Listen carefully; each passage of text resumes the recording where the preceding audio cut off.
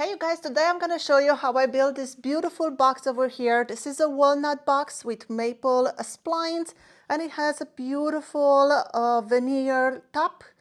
The veneer, it's sitting inside the lid into a groove, and then we have this inside rabbet on the lid and then outside rabbet on the box, and that's the way the box closes. So now we do not need to make a liner for this box.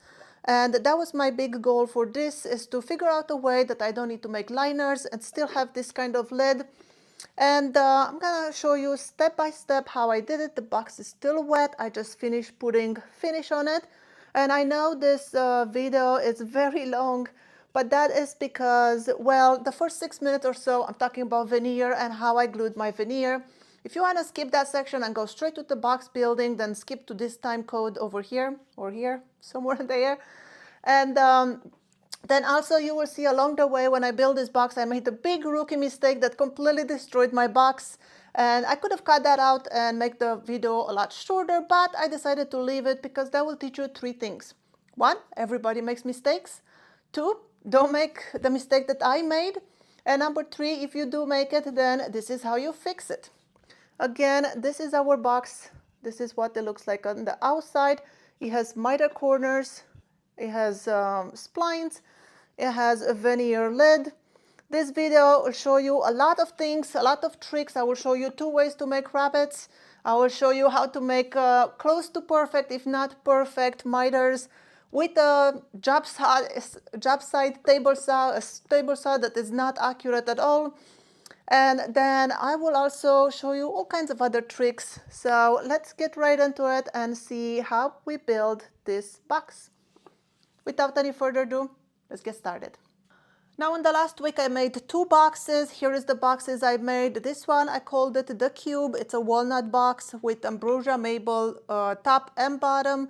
And this one, very simple to make. The top and the bottom is sitting on rabbets. The bottom, obviously, it's glued in. It also has a little chamfer just because I felt maybe I made it a little bit too thick. And so that's that one. And this one, I used the veneer. We will be using veneer today. And this one has a liner. Now, out of this box, my least favorite thing to do was the liner. So today we'll come up with a new idea to not have to do a liner. And the reason I'm showing you these 2 boxes because in today's tutorial, I want to combine these 2 designs. So what I will do is I'll make a box that kind of looks like this, but it has a bottom like this. And also we have to come up with an idea to not have to make a liner. So let's get right into it. Now to make this box, I'll make it out of walnut, and I have this piece of walnut over here, just a little bit over 24 inches long. It's 3 inches and 3/4 wide and 1/2 inch thick. Now I do have a bandsaw and I could mill my own lumber, but these boards, I bought them, well, they used to be 8 inches wide, but I made other box out of it. I buy this one on Amazon. I have a good source for it. I'll put it in the link in the description below. I already pre-sanded my board. I sanded all the way up to 180. I didn't go to 220 or higher because I will be doing more sanding down the road. And I like to sand my board prior to cutting because when you cut it into small pieces, 1, it's harder to sand, and 2, as you use your orbital sander over the edges, you tend to round the edges and then your miters won't close properly. So that's why I sand my board before. Now the box size that I want to make, it's going to be, I wrote it here so I don't forget, 6.5 inches long. It's going to be 3 inches and 3/4 tall. That's how wide this board is. And then it's going to be 3 inches and 1/4 deep, if you will. Now the veneer we will be using today, it looks something like this, and this one, it looks very nice and colorful, and that is because I already put a coat of finish on it. Without the finish, it would look something like this. So that's the difference. I wanted to see what it looks like with the finish so I know which wood to pair it with. I've never worked with this veneer before. This was my 4th time. And I buy mine in bags like this. So this is the one we'll be using today. And they also, I'll put some links in the description below. I have mixed variety packs that you get them and you get them like this. I have a lot of them, all kinds of species of woods. that I have no idea what they are.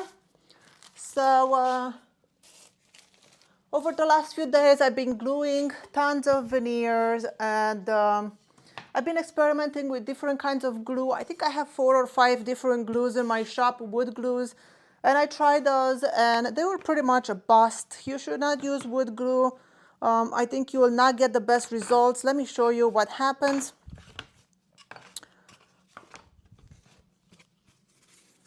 Let me find some that I use wood glue.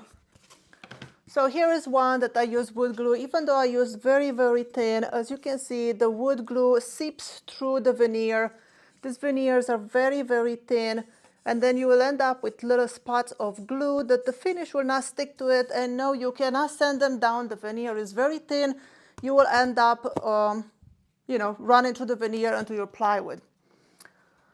So how did I glue this, guys? I use contact cement. This is the brand I use. I'll put this in the description below as well. And I've used a chip brush. I buy mine in boxes like this. They are a lot cheaper. I'll put the link in the description below.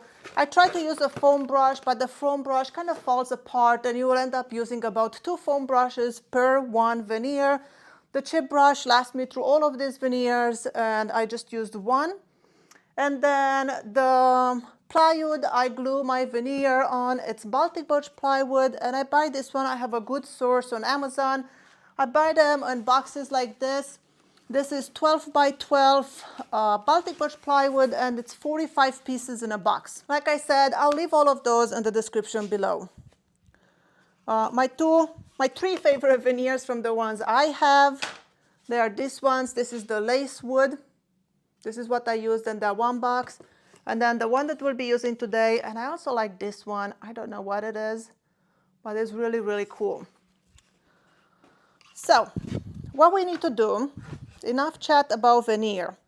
Well, actually, I will tell you one more thing. Now, when you use veneer, like I said, I use contact cement, and I found the easiest way to apply the contact cement is to raise your piece. So I used this piece of wood. And what I did is I put a paper towel, kind of wrapped it around the piece, and then I took my veneer or my plywood, and I was able to brush it. I hang it over my, I don't know if you can see, I hang it over the edge of the piece of wood, so when my brush will go over it towards the edges, it will not get contact cement on my board. And then if I accidentally do get it, the paper towel is there, I'll just replace the paper towel and move on. And when you use contact cement, you want to put a thin layer evenly, let it completely dry. You put it on both pieces, one the veneer, one on the plywood. This is not veneer, by the way, this is just a piece I did an inlay with my laser, and I'm going to use this for a box. But anyway, you will put a coat of contact cement on your veneer, one on your plywood, let it completely dry, apply a second coat on your veneer, a second coat on your plywood, let it dry completely about 30 minutes, and then you put them one on top of each other and they will stick together. And then I used a 4-inch roller to roll out all the air bubbles, and then I clamped it, and it's been clamped overnight, and that's how I made my veneer. So now that we know we're going to use this board for the box and this veneer for the top, I need to make a groove that will fit onto the top over there. Now to set up my table saw blade to exactly half of the height of this material, what I will be doing, I'll be using this micro jig. I'm not sure what this one is called, but you see when I move this piece, the other one moves with it. And the way it's a mathematical equation that this part over here, it's always gonna show half of the distance of this. So the way it works, you take your piece, I butt this piece against the board, I tighten the green knobs in the back to lock it in place. And now you see this is the half point of my board. Now I take it to the table saw. I'm sorry, one-person operation here. So now I can put this on the table. I'll make sure my tooth is up, and I'll just raise it until it barely touches the tip of my jig. So just like that. So now we are exactly halfway into the board. And like I said, I have to do it 3/8 from the edge. So I'll be moving my fence to the 3/8 mark. And there you go. Now we're ready to run a groove. I'm gonna see which side I want it to be the underside. So I think I'm gonna go with maybe this one. So I am gonna run it through and make a groove to accept my panel. If the groove is not thick enough, this is, by the way, it's a full curve blade that has a flat tooth. So it will give me a groove that has a very clean edge.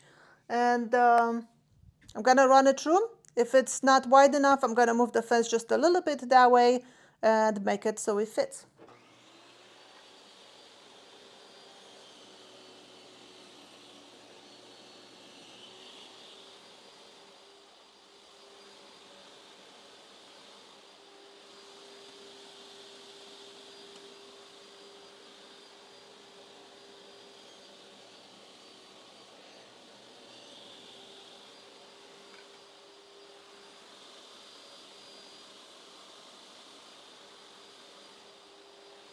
All right, so now we have a groove, and this is where our top veneer panel will be.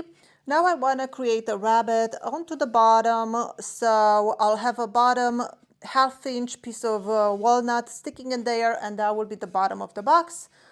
Now, you've seen me many times in the past to do rabbets on the table saw by putting an auxiliary fence and then just sticking slices until the rabbet is wide enough. I could do that. I feel like today I am going to do something different. So what I will be doing is I'll put my fence to a 1/4 inch from the blade. And it is at a 1/4 inch height because, well, we just cut this groove and we know we set it for half the distance. As you can see, it looks very accurate. And what I will do is I will run the board like this, so it will cut a groove into here, and then I will run the board standing up like this, and that will finish the rabbet. Now, because after I cut the first groove like this, I do not need to go a full 1/4 inch up because we'll already have some nibbled away. So I might lower the blade just a little bit and do that. So I will be cutting the rabbet. When I will be running the board vertically like this, I will probably set a feather board just to help me guide it straight and with no issues.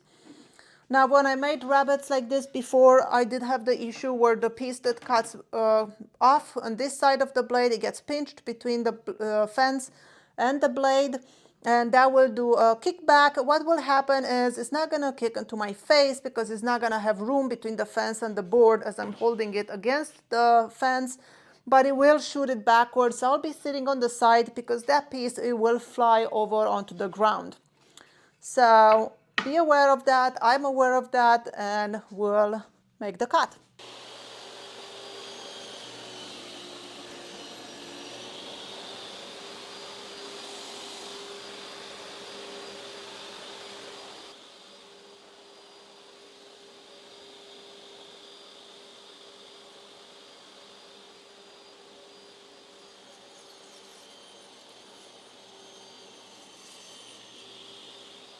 And here is what we have so far. We have our groove that veneer piece will sit in it. And it fits perfectly, not too tight, not too loose. And then we have the rabbet on the bottom. And that's where the bottom, it's going to sit just like this. And it will have that little reveal on the bottom for a shadow line. Now it's time to cut our box pieces. Now I put in a cross-cut table saw blade, and I'm just going to move you over here so you can see hopefully what I am going to do. I will use this digital angler. First I'll put it on the table, and I am not sure if you can see from there. Now, because my table saw is not the most accurate and I'm working with a job saw table saw, what I did is I am using this digital angler, and first I am going to zero it out on the table. And then I will place it on my blade, but not on the teeth. You want it on the blade. So right now it shows we are at 90 degrees, and I'm going to move it not to 45. So you see, like right now we're about, it's very hard to get it on a job site. But instead of going to 45, I am going to go to 44, let's see, 44.9, even 44.8.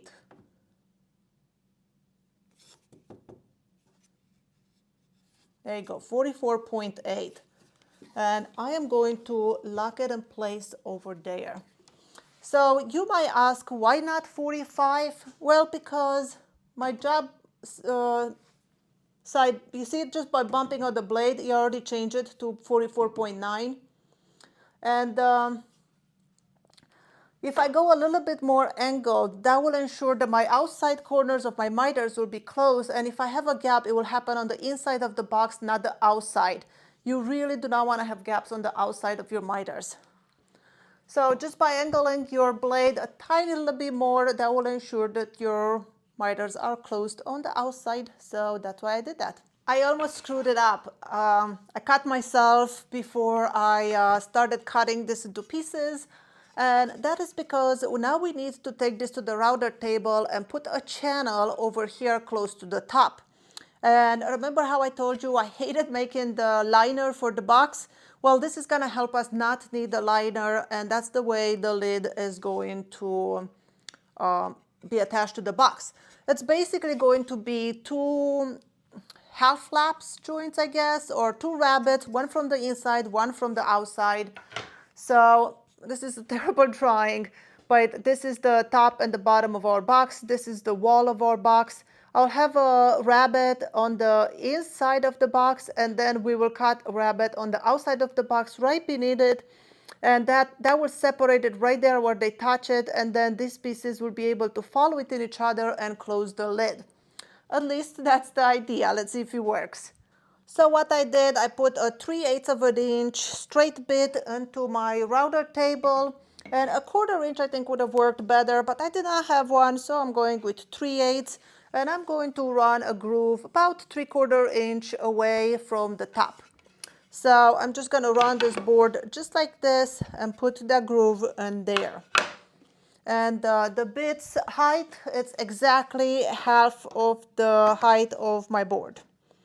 So I am going to do that now.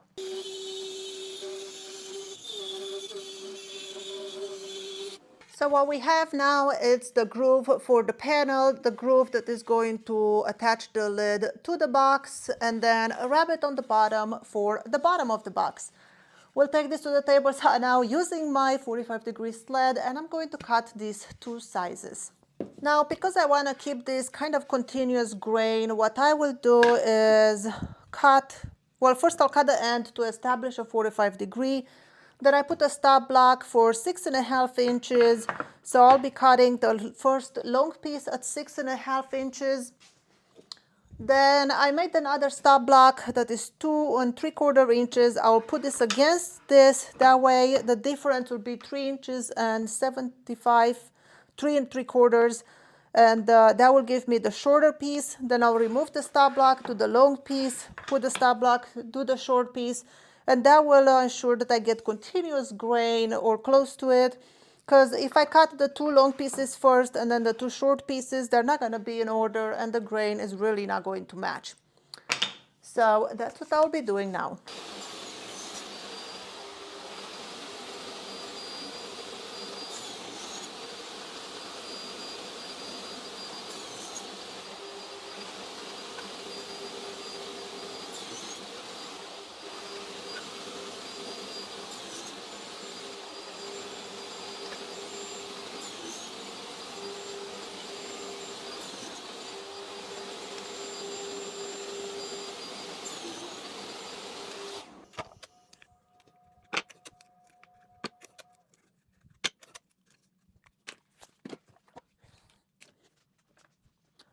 Our pieces are cut and I numbered them just because that will make it a little bit easier when I will try to glue them and match the grain. As you can see, they go in order. So that's why I numbered them. There was a tiny little piece of wood left over from our board. I need this. I will keep it. Do not lose it because otherwise your box will not gonna work. So you will see why in a little bit. The first thing I like to do every time I cut the box is to make sure that all my pieces really truly are the same size. And I put them back to back and they are. And now it's time to, let's see, we are going to temporarily put this in place with blue tape. And then I'll take a board with a straight edge, clamp it to my table. That way all these guys can butt against it, makes it easier for the tape.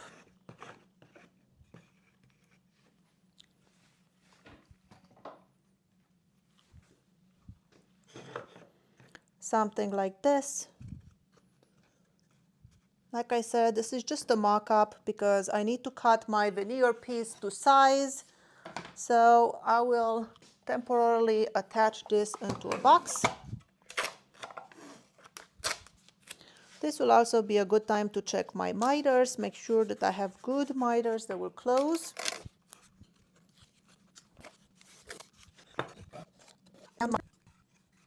I mean, this is not glued or anything, but look how nicely the miters are looking. Perfect miters. Remember, this is not glued, it's not clamped, this is just held in place with tape.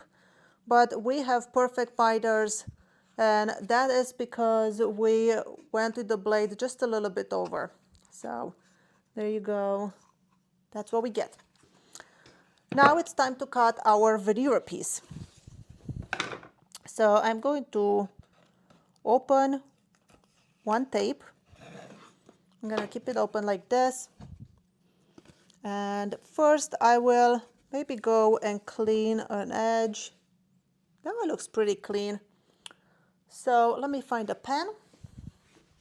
And I know this goes a 1/4 inch in, so I'm thinking I need to cut it somewhere like this. Now, of course, I forgot to press record as I was cutting the pieces to fit, but here's the piece with the inlay. It fits perfectly in the groove. And then if I close this with the blue tape, there's the rabbet, and I cut a piece of walnut that is 1/2 inch is going to sit here on the bottom, and that is going to be the shadow line for the bottom. So that will be the top, this will be the bottom. Now it's time to glue it in place, but before I glue it in place, I am going to take some 220 sandpaper and just kind of soften the edges of this bottom because it's going to be a lot harder to sand when it's all assembled, so it's better to do it now.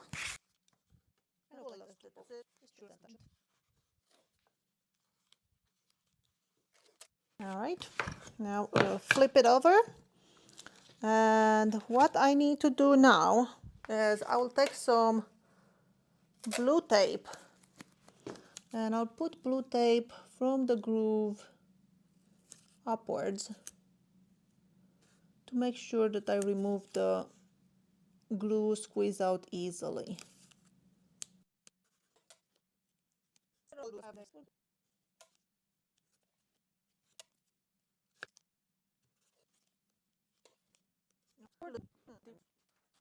Since we're working with walnut, I'm going to go with this dark wood glue. It will hide the seam a lot better. Not that it matters in this case, but I have it, so why not?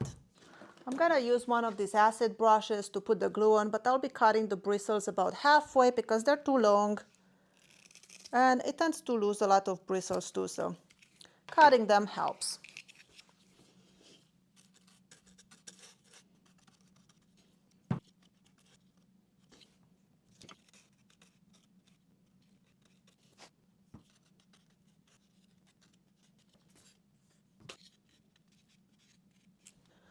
All right, so now we fold it up. Let's see, how do I start? I'll start with this piece. And you see that glue squeeze out? Now it's on my blue tape. And that's gonna make it a lot easier to remove. So 1, 2, we need to drop our panel. What did I do with my panel? There it is. So drop the panel in. Maybe I'll open it a little bit. I don't need to glue in the panel. Panel is just gonna stay there, friction fit.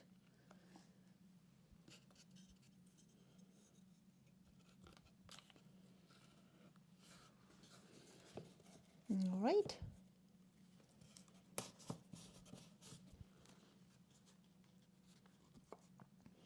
That is looking great. I need a wet wipe. I'm gonna remove some of this glue squeeze out right now. And we can remove the tape from the inside one at a time.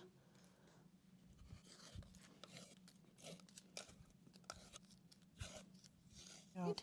So after I removed the tape from the inside, I don't know if you can tell, but we have no mess to clean there, just a little bit on the top here. But the inside looks pretty clean. So I'll use this wet wipe. Actually, we don't even need to clean this because we will glue the bottom in place in there. So I'm just gonna run this wet wipe on the miters on the inside, just in case there's any glue there. That is great. Now I need to put some glue in here so I can drop the bottom in. What did I do with my bottom? There it is. So this one will go over there. I feel like this is not a thin enough spout, so what should I do? What should I do? I'm going to put some of this glue into this bottle container like this, and then I'll be using this pointy stuff over here to put glue on this rabbet. And I don't like the way this works out. I'm still getting too close to the edge. All right, change of plan. I'm gonna use this glue. This is a white glue. This is quick set tight bound. And I'm just gonna squirt some of this in there. I love using these condiment bottles. It just makes it so easy. So this is about how much glue I put in there. And that is going to hold it in place, and hopefully we don't get squeezed out. This one side I put a little too much. I know it's going to squeeze out. I'm just gonna do it. Which side I want on the inside? I want this side. There you go. Bottom is in place. Now I might want to put a clamp to hold this in place.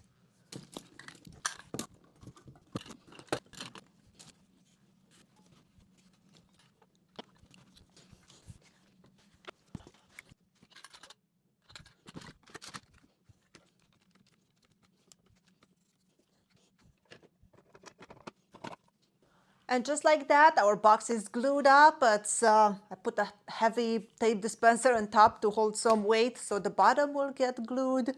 And I'm gonna let it dry until tomorrow. And then tomorrow we'll come back and we'll take it back to the router table and we'll cut another groove from the outside. And hopefully we will get it right and we'll get to detach the lid and it will fit perfectly on the box. We'll see. And then maybe we'll do some splines and we'll put the finish on and so on. But for right now, it needs to dry, so I'm gonna let it sit. Well, it's only been about an hour and a half since we glue up this box, but the suspense is killing me. I cannot go to bed without knowing if this technique is gonna work for the lid. So I decided I'm just gonna come in the shop and I'm gonna do it. Hopefully it doesn't fall apart. Hopefully it doesn't explode on me. So I set up my router table. Let me show you what I did. I'm gonna move the camera lower. Now here is that leftover piece that we had from our box. Unfortunately for me, this is all I had, so it's very, very tiny piece, which does not give me a lot of room for adjusting my table.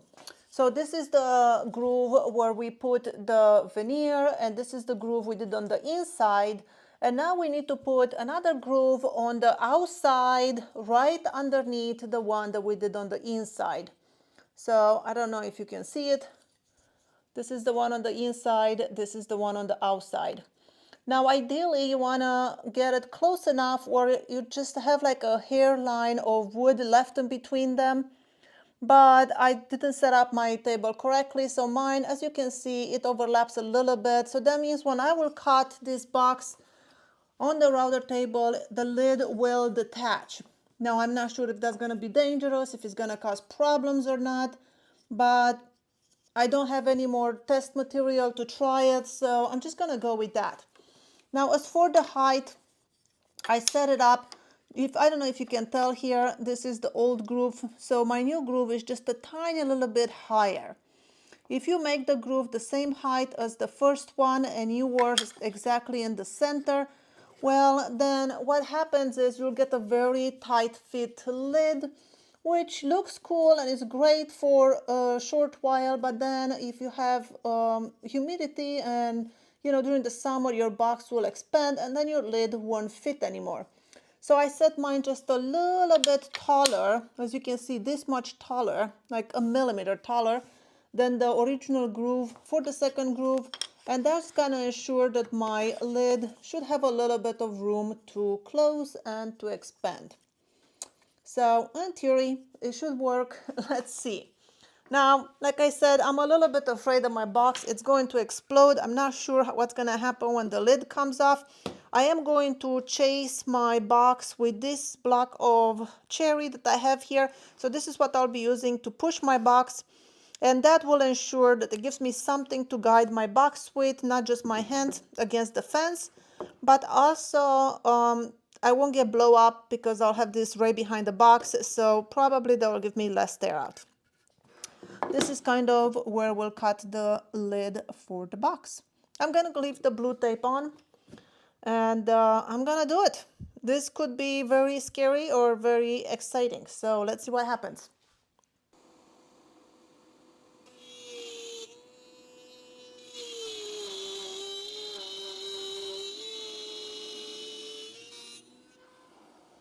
We're either in the wrong location with our groove, or the bit is not high enough because I don't see any light in there.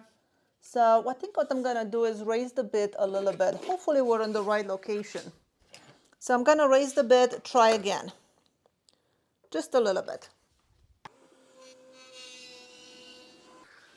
All right, I got a little bit of blowout there, but I'm seeing the hole and it looks like maybe the fence is just a tiny little bit too, let's see. So the fence has to come a little bit closer to the bit. Just a tiny little bit. So I think what I'm going to do, I'm gonna go to the location where I'm now, go all around, and then I'm gonna move the fence just a little bit closer to the bit. And we'll see what happens. If I just move the fence now, then I'll have this one side that is gonna be lower here. So I wanna make sure that everything is consistent around the box. So I'm gonna go all around, move the fence just a little bit closer, and then go again.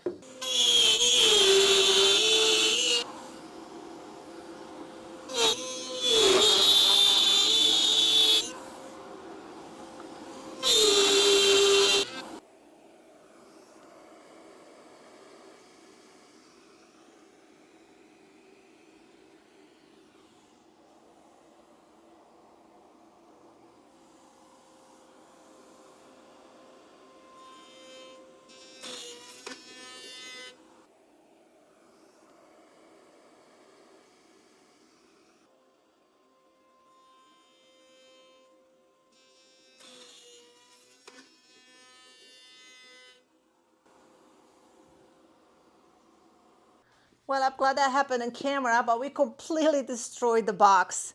I don't know what happened there. I think my measurements were accurate because as soon as I moved the fence a little bit closer, the whole lid exploded on me and it got caught in here. So it took a big chunk of the box and it's just It doesn't look right. If I take off this tape, I'll show you the damage. And we will try to fix it. I have an idea on how I might be able to fix it. So we'll see if we can do it. So here is the big chunk. It's missing from the box. So what I'm going to do, let me take all this tape off. Ah, this is disappointing. I was hoping that would work, but that's okay. There's still hope. And you know, someone once told me, instead of hiding the mistakes, you should feature them. I'm not sure how we'll feature this, but we will work on it. Maybe this is gonna end up scrap. If it's scrap, you're not gonna see this video, so that's okay. Here's what I need to do. Here is the box, big damage to the box. The lid didn't cut evenly. We have this gap. So what I'm going to do, I'm gonna take it to my table saw, and I am going to cut a thin slice from this lid. I'm gonna run it up like this, just to get all these sides even. I want this to be as even and flat as possible. Then I'm going to take the box and cut it until I get a flat surface as well. So let's do that and then we'll check back in.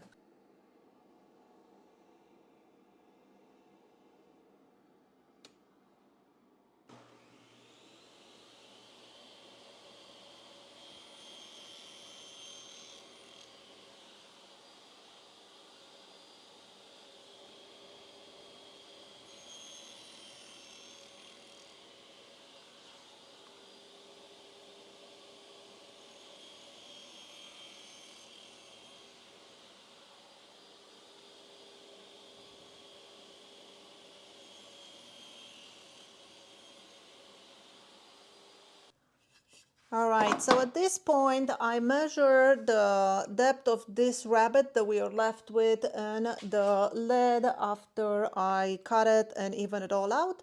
And it looks like it's 5.94 millimeters. And then I try to get the table saw blade to exact height. And I'm hoping that I measure correctly. If not, we'll have to send either the lid or the box. So it's time to put some rabbets into the box. I'm gonna move the fence all the way next to my blade. So now I'm going to run all four sides, make a curve like a rabbet, and then move the fence a little bit, make another rabbet, and I'm gonna keep doing that until the lid fits. Right now it looks something like this. So that's what I'm gonna do.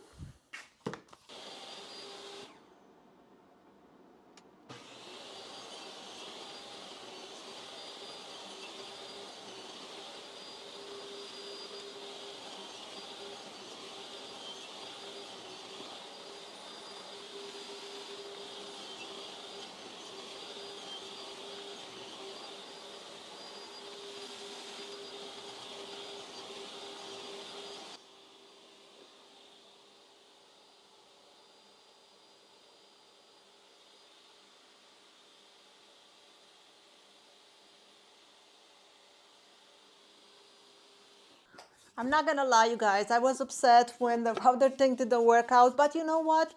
That's how we learn. Mistakes happen. It doesn't mean that technique doesn't work. That just means I did something wrong and I need to keep trying it and keep failing until eventually I will get it right. Now, luckily it worked out for us. You see, now we have the box and this is the way it works. And I guess it was good that I didn't have a 1/4 inch straight bit and I used a 3/8, because then we had enough material to cut off the mistake and we still had a rabbet on the inside, and then do it the rabbet on the outside was no big deal. And now we got a nice fitting lid. It has a little bit of looseness and I did that on purpose because, you know, like I said, wood will expand. It's just this much. This is how much is moving, very little, but there is a little bit, so that way, you know, if it expands, you can still close the box. I did not send the box because I want to put splines. And I was thinking, what kind of splines should I do? And I don't have this kind of wood. That would be cool if I could have this to do for splines. That is a veneer, if you remember. And maples, of course, always look good with walnut, but I feel like the maple, it's so bright that will steal the show, and you will not be able to see the veneer because you will see that white splines. So what I decided is I am going to go with walnut. Even though it's a walnut box, it's gonna be very subtle, but should give it some interest. So I'm gonna do the splines, and I'm gonna glue them in. I'm gonna let it sit overnight, and then tomorrow we'll come back and we'll cut the splines flush, and we'll sand it some more, and we'll put a finish on it. Now when I put the splines, I can't really put any on the lid. There's just not a lot of room unless I do it really, really close to the top. Because if I cut the splines, you see, because we have this rabbiting, I don't want it to pop in there. So I'm not gonna put any on the lid, but I will do it on the box. And let's see, I will do, maybe I'll do, let's see, how many should we do? I'm only gonna do two. One kind of around here and one maybe around here. So 2 per corner. Let's go do that. And for the splines, because I'm using a full curve blade for my table saw, the flat, you need to have a flat tooth blade. I'll be using, that is exactly 1/8 inch thickness. So I'll be using this walnut boards. They come in like 24 by 8, 1/8 inch boards. I buy them on Amazon. I use them for laser engraving, but they are great for splines because they're exactly 1/8 of an inch. So let's make some splines. I'll take my auxiliary fence down.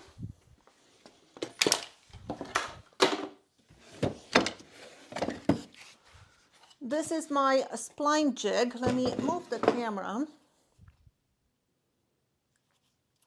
So this is my spline jig. As you can see, it's just some boards put like a, this shape, just to sit onto my fence.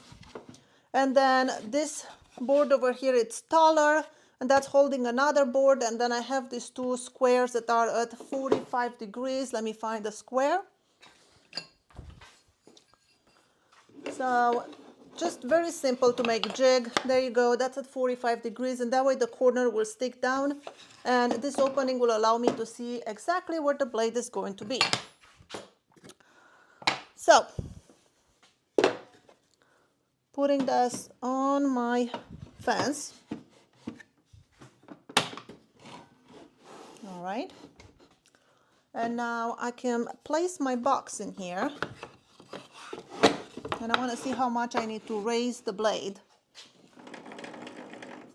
All right, that should give us a good spline. Now for the position, I'm going to move it away from the blade and move it until, let's see, I don't want it to be over the rabbet. I'm gonna do one right there.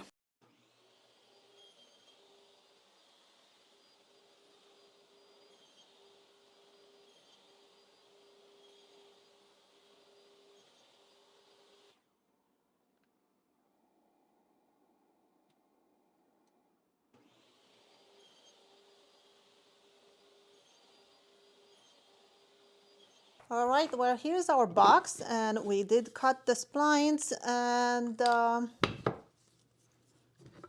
I know it's just walnut splines. Should we use walnut splines? Looking at them right now, I feel like maybe I'm not gonna be happy with walnut splines. All right, if there's one thing you can learn from this is you need to be fluent. Bad things happen, you gotta adapt, you gotta be ready to change your plan. So that's what we're doing. So I'm gonna use this quick set glue, and I'm gonna go with the maple splines. I decided the walnut, I'm gonna keep them for some other project. It's just gonna look patchy. It's not gonna look deliberate. It's gonna look like some weird things happen to the box. So we're putting in these guys.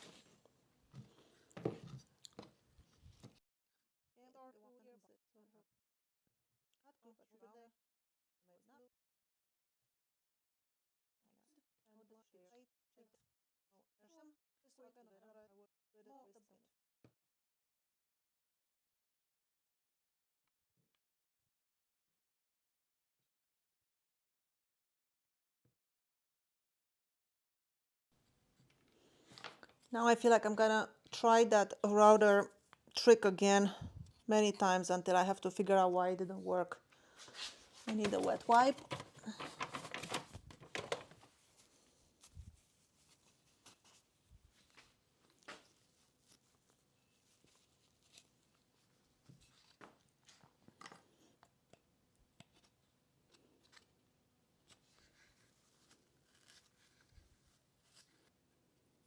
I'm glad I didn't make the box too shallow. That way we had enough room to cut from it and still end up with something usable. And there you have it. We'll let it sit here until tomorrow, and then we'll come and cut the splines and finish the box. Good morning, beautiful people. Here we are the next morning, and this is our box that we put the splines on last night. And I had a chance to look over the footage, what the accident happened on the router table. And of course, it was a very rookie mistake. The box did come apart. The box closed on itself. It did what it was supposed to do. And that's, you saw the disaster that it happened. Now, that was a rookie mistake, and I'm not sure how I'm going to fix it in the future, but that's what happened. Don't do what I did. Now, I need to cut the splines, flush to the box. And you could use one of these Japanese flush cut saws. I've used this one many, many times. But because it's easier to do it on the bandsaw, I will be cutting mine on the bandsaw. And then I'll be sending it flush to the box. So let's go do that.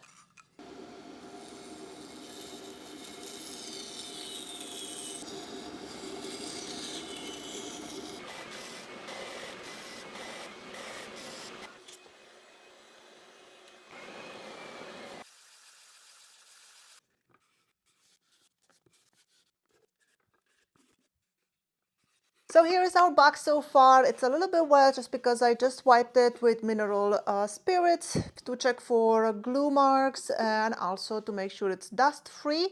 This is what it looks like on the inside. This is with the lid on. This is the top. And this is the bottom. So now I need to put the finish on it. For the finish, I'll be using this walrus oil furniture finish. And the reason I chose this finish is because, remember in the beginning of the video, I told you for the veneer, I already put the coat of finish. Well, that's the finish I put on the veneer. So I'm gonna keep with that for the rest of the box. And let's do that and see what it looks like.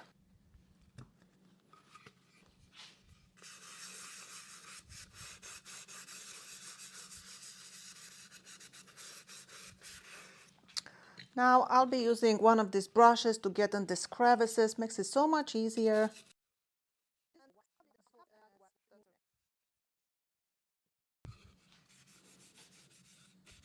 What I like about this finish is that it's really, really easy to apply. You pretty much wipe it on, let it sit for a couple of minutes, wipe it off. And here's our box all done. I think it looks super, super cute. Now it looks like, here is how much play I have in the lid. Just because, like I said, wood will expand, and I want to make sure that whoever purchased this box will be able to close the lid months to come when the humidity will do its job and make this wood expand. Now it's still wet. I just finished putting the oil on it, as you guys saw me. I think it's beautiful. I love it. I think the maple splines is not too much in the end. It worked out. And I think this is bubinga. I will be getting some bubinga just so I can match it, so I can next time do the spline to the same wood. I think that would look better. But anyway, this is the top of our box.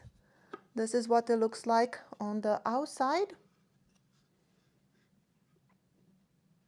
And this is the bottom. What do you guys think? And then the mistake, it worked out.